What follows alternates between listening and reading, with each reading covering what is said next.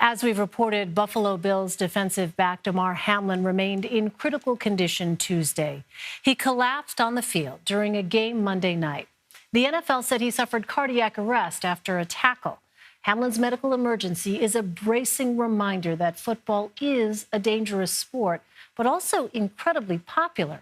That popularity makes it difficult at all levels to keep players safe. For more on this, I'm joined by Albert Breer. He is a senior NFL reporter and lead content strategist at the Monday Morning Quarterback.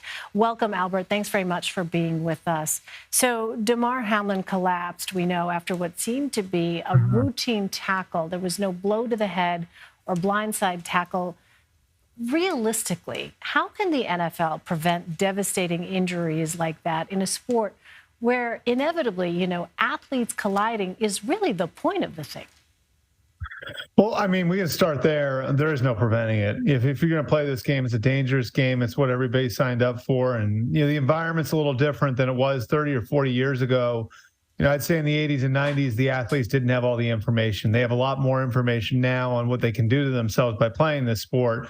So the dynamic's a little different. I also think this is in a different category than head and neck injuries because it's a heart issue.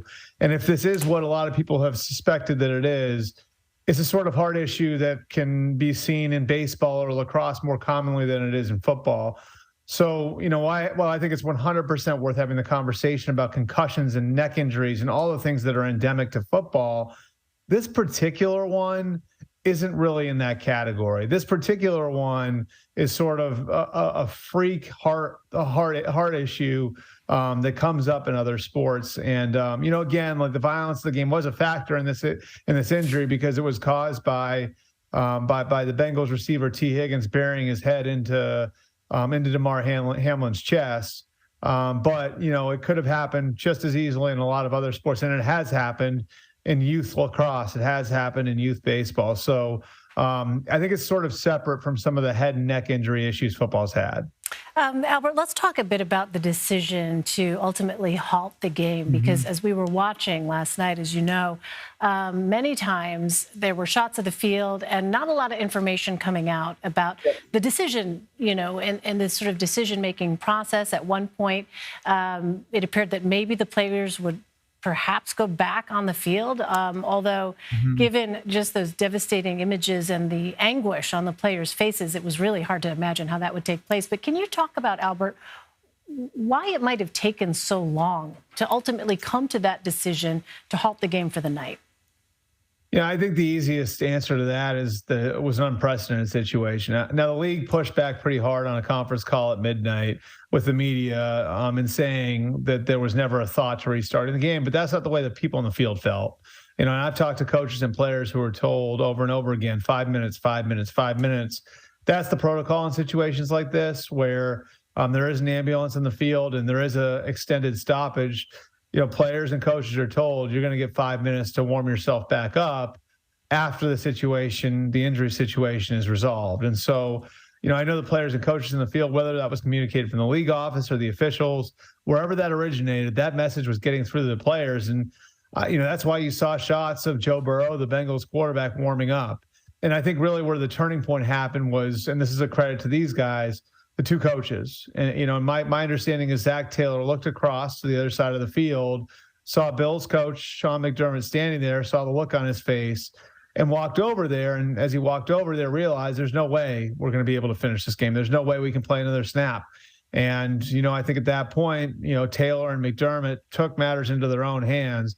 And that's where you really saw things turn, where it went from, rather than players warming up, players standing around and waiting for final word. And it wasn't long after that they pulled them all off the field. So, I think the reason there was so much of a delay is because this was an unprecedented situation. I do think it's good on the players and coaches for quickly recognizing there was no way the game was going to continue and sort of taking the matter into their own hands.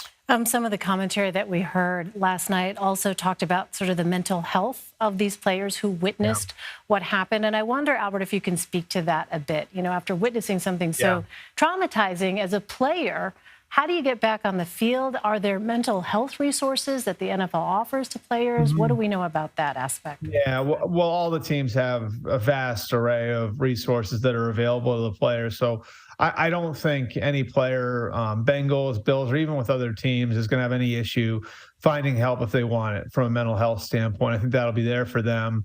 But yeah, I think there's no question that for the players in the Buffalo Bills in particular, and the Bengals too, the guys who were out there and saw it, this is a traumatizing event. And, I think for the Bills, this is going to be about what happens with their teammate, and I think the scary thing for the Bills players now is the uncertainty, is not knowing where Damar Hamlin's going to be on Friday, where he's going to be on Saturday, where he's going to be on Sunday, just from a human standpoint. We've all, seen, the medical information that's out there that this can lead to brain damage. And, so until there's some level of certainty on where Damar Hamlin is, just a human being, I think it's going to be very, very difficult for the Bills to summon the level of mental focus, level of physical focus that it takes to go out and play a professional football game. So, for the other players, for the Bengals players, I think it's difficult too. But for the players for the other 30 teams, I think you find a way to get yourself through this week, and try not to think about it as much.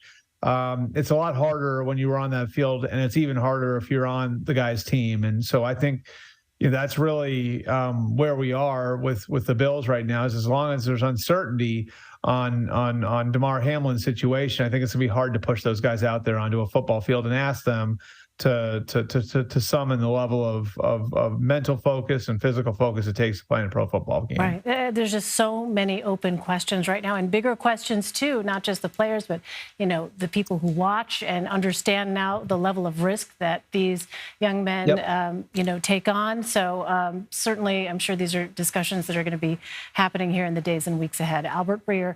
Albert, thanks so much for your time. Thanks for having me.